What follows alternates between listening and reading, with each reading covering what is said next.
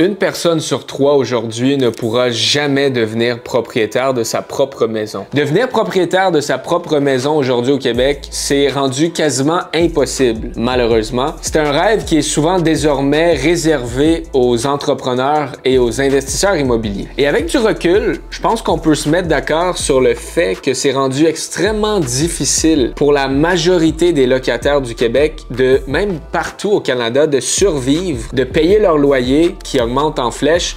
Oublie ça, pouvoir acheter une maison. Avec ce recul-là, je trouvais ça important de redonner en donnant la chance enfin à une de mes locataires de devenir propriétaire de sa propre maison. J'adopte ce qu'on appelle de l'investissement immobilier éthique et j'invite tout investisseur immobilier ou futur investisseur immobilier à adopter cette philosophie-là. Faire de l'argent, c'est bien, mais faire de l'argent avec un grand cœur, c'est encore mieux. Laisse-moi te partager l'histoire. À un moment donné, on est en train d'acheter énormément d'immeubles, mon équipe et moi, et à chaque fois qu'on achète un immeuble, on se rend sur les lieux pour se présenter aux locataires. Cette fois-là, on avait fait une panoplie d'acquisitions en même temps. Il a fallu que moi, personnellement, je me rende à une de mes propriétés que je venais d'acheter, un 6 logements, pour discuter avec les locataires. Et je suis arrivé et j'ai cogné à la porte d'une locataire qui s'appelait Stéphanie. Je me souviens parce que j'avais son bail dans les mains. Dès que Stéphanie a ouvert la porte, elle m'a regardé puis elle a dit « C'est qui? » Et là, je lui ai répondu « Ah, bonjour Stéphanie, moi c'est Corey, le nouveau propriétaire de l'immeuble. » Et là, elle m'a dit « Hey, OK, regarde, nous là, on s'en va. On s'en va d'ici. C'est fini. » Puis là, je suis comme « Ah,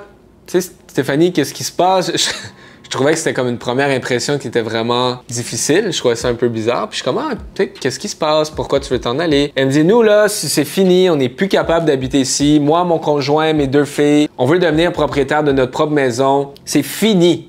Vivre en logement. On s'en va dans 5 ans. Puis là, je suis comme, OK, tu sais, pourquoi dans 5 ans? Qu'est-ce qui se passe? Je voulais un peu plus d'informations. Puis enfin, elle s'est ouverte, puis elle m'a expliqué que, bon, son conjoint et elle, ils avaient économisé de l'argent, mais il leur manquait comme un 5 000 $ de mise de fonds en économie pour acheter une maison. Ils s'étaient fait un plan qu'ils allaient économiser 1 000 $ par année, puis dans 5 ans, ils vont pouvoir être en mesure d'acheter. Tu sais, moi, je suis quelqu'un d'ouvert, puis j'ai dit à Stéphanie, je dis, regarde, c'est un bon plan. Tu sais, j'ai commencé à donner un cours à ma locataire quasiment. J'ai dit, le problème avec ça, par contre, c'est que dans 5 ans, tu le sais que la valeur des maisons, des immeubles, tout va augmenter, peut-être même doubler. Donc, ton 5 000 $ aujourd'hui, qui te permet d'acheter une maison, peut-être ne pourra pas te permettre d'acheter une maison dans 5 ans. Puis là, il m'a dit « Oh, wow, c'est vrai, tout ça. » Puis j'ai dit « Regarde, laisse-moi réfléchir à quelque chose. Je te reviens demain. » Demain, je suis retourné chez elle. J'ai cogné à sa porte et j'ai dit « Bonjour Stéphanie, j'ai réfléchi à une solution pour toi. Voici 5 000 $. Je te le donne. Va acheter ta maison. Tu le mérites. » Puis là, Stéphanie a fait « Hein, quoi? Tu sais, c'est quoi la pogne? Il y a anguille sous roche. Qu'est-ce qui se passe? » J'ai dit « Non, Stéphanie, il n'y a pas de pogne, il n'y a pas d'anguille sous roche. Je te donne 5 000 $. Il n'y a pas de taux d'intérêt. C'est pas un prêt, je te le donne.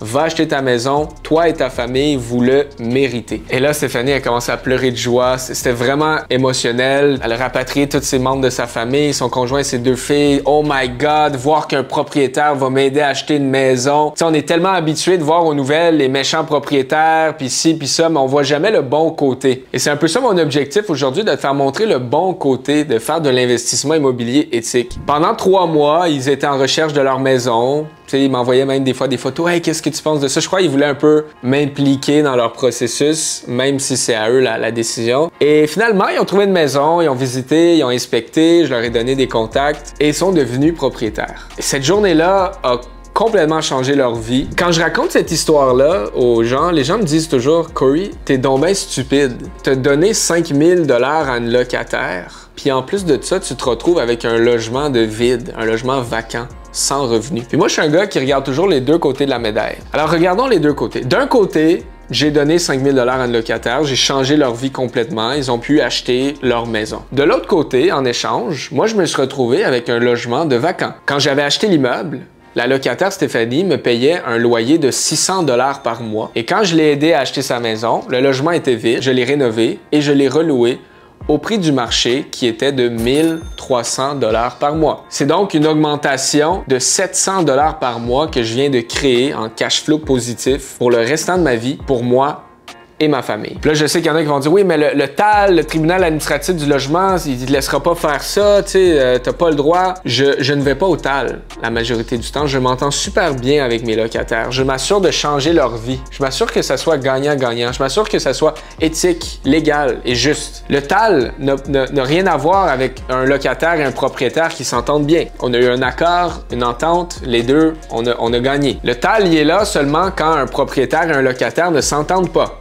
Et quand il y a des abus. Dans cette situation, il n'y a pas eu d'abus. Il y a une panoplie de stratégies qui existent en immobilier pour faire ce qu'on appelle de l'immobilier éthique. Il y a une panoplie de stratégies d'optimisation qui vont te permettre de venir augmenter tes revenus de façon légale et éthique sans nécessairement être une mauvaise personne ou avoir un agenda négatif. Et c'est ça que je veux t'apporter aujourd'hui en tant qu'investisseur immobilier. Les investisseurs immobiliers du Québec de demain, ce sont des gens avec des valeurs familiales fortes et un grand cœur. Aujourd'hui, je suis vraiment fier d'avoir eu un impact positif sur la famille d'une de mes locataires en leur permettant d'acheter leur première maison.